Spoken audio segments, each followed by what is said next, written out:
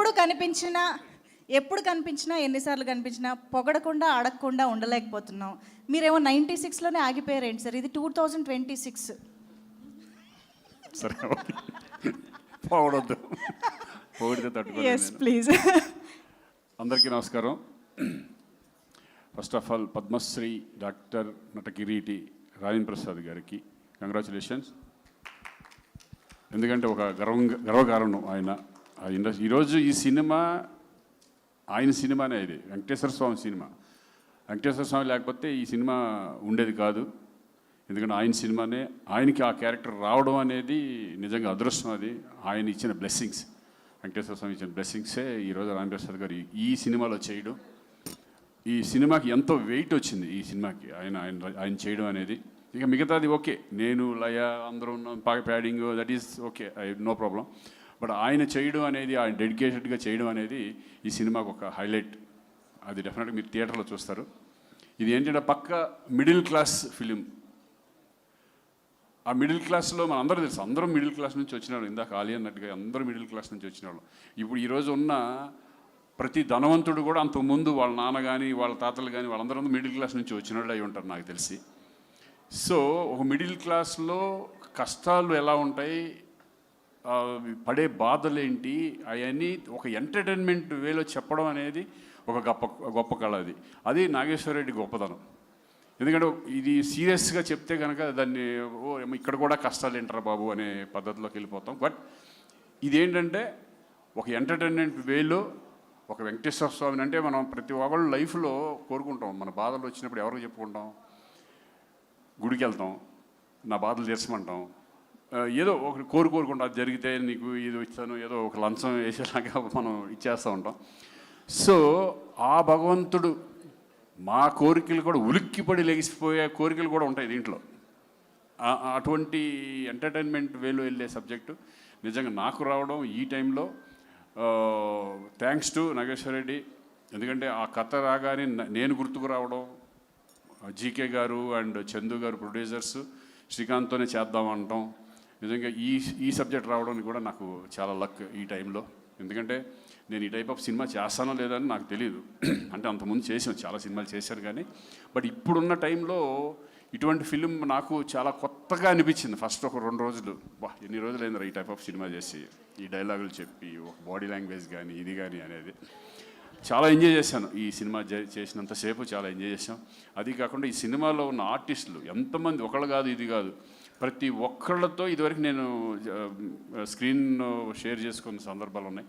But అందరితో కలిపి మళ్ళీ ఈ సినిమాలో స్క్రీన్ షేర్ చేసుకోవడం, మళ్ళీ పాత రోజులు గుర్తు తెచ్చుకుంటూ, ఇక ఆలీ నేను ఎన్ని సినిమాలు ఎన్ని సంవత్సరాల అనుబంధం మా అందరికీ. అలాగే పృథ్వీ కానీ, రఘుబాబు, సునీల్, వీళ్ళందరూ కూడా, వెన్నెల కిషోర్, ఇటువంటి అంత ప్యాడింగ్ అనేది ఈ సినిమాకి చాలా చాలా చాలా హెల్ప్. ఈ సినిమా ప్రతి క్యారెక్టర్ కూడా. అలాగే నాగేశ్వర రెడ్డి దాంట్లో ఒక గొప్పతనం ఏంటంటే ప్రతి క్యారెక్టర్ను కూడా ఎలివేట్ అవుతుంది. బయటకు వచ్చిన తర్వాత ఆ సినిమాలో ఆ క్యారెక్టర్ హైలైట్ అవుతుంది.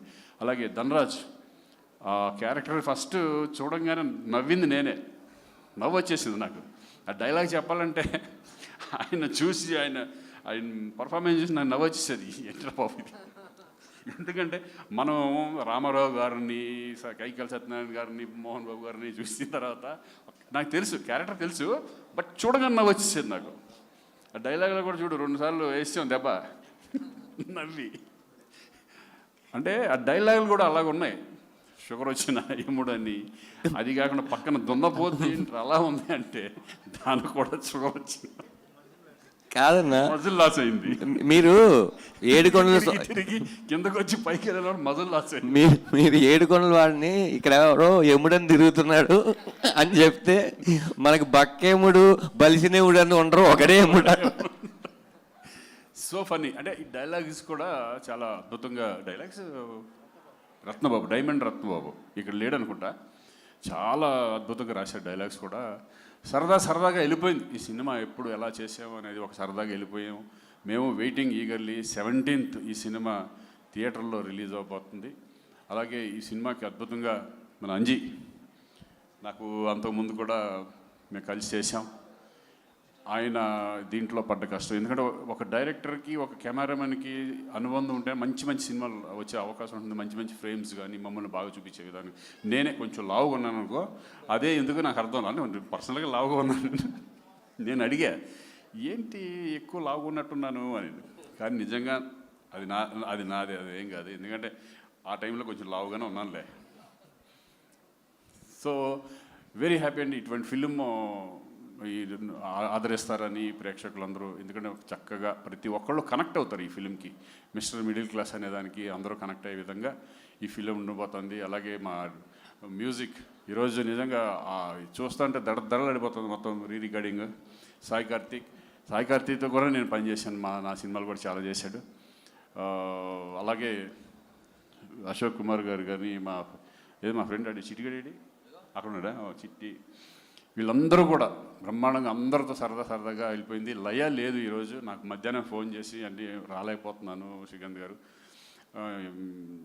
నా తరపున కూడా మీరు చెప్పండి ఇట్లా ప్లీజ్ అని చెప్పేస్తే ఆవిడ కూడా ఈ సినిమాకి చాలా హెల్ప్. అంటే మీ ఇద్దరం చాలా స్వరాభిషేకం తర్వాత, అది నేషనల్ అవార్డ్ ఫిల్మ్, స్వరాభిషేకం తర్వాత మళ్ళీ కాంబినేషన్తో చేయడం లయ ఆఫ్టర్ కమ్ బ్యాక్ పర్ఫెక్ట్గా సూట్ అయింది.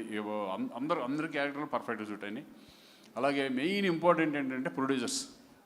ఈ సినిమా వాళ్ళు లేకపోతే 100% ఈ సినిమా జరిగేది కాదు, నాగేశ్వర రెడ్డికి వచ్చేది కాదు, నాకు వచ్చేది కాదు. 100% వాళ్ళ బ్యాకింగ్, వాళ్ళ ప్రోద్బలంతో ఈ సబ్జెక్ట్ మనం చేస్తున్నాం అనేది గట్టిగా ఉండటం. జీకే గారు, గంగుల కమలాకర్ గారు, అలాగే చందు గారు. ఆయన తిట్టుకున్నా పర్లేదు, నేను చెప్పాల్సిందే. కరీంనగర్ ఆయనే అన్న కదా మరి, అంటే ఇంకొక గంగుల కమలాకర్లు ఉన్నారా? ఓహో ఆయన వేరా, సరే ఓకే. ఎనీవే జీకే గారు థ్యాంక్ యూ వెరీ మచ్. ఎందుకంటే మీ ప్యాషన్ మాకు తెలుసు. సినిమా మీద మీకు చాలా ఏ సీన్ ఎలా ఉండదు మీరే చెప్పేసేవాళ్ళు మాకు. సో ఇంకా మీ ప్రొడక్షన్ దగ్గర నుంచి చందు గారు ఇంకా మంచి సినిమాలు రావాలని నేను మనస్ఫూర్తిగా కోరుకుంటున్నాను.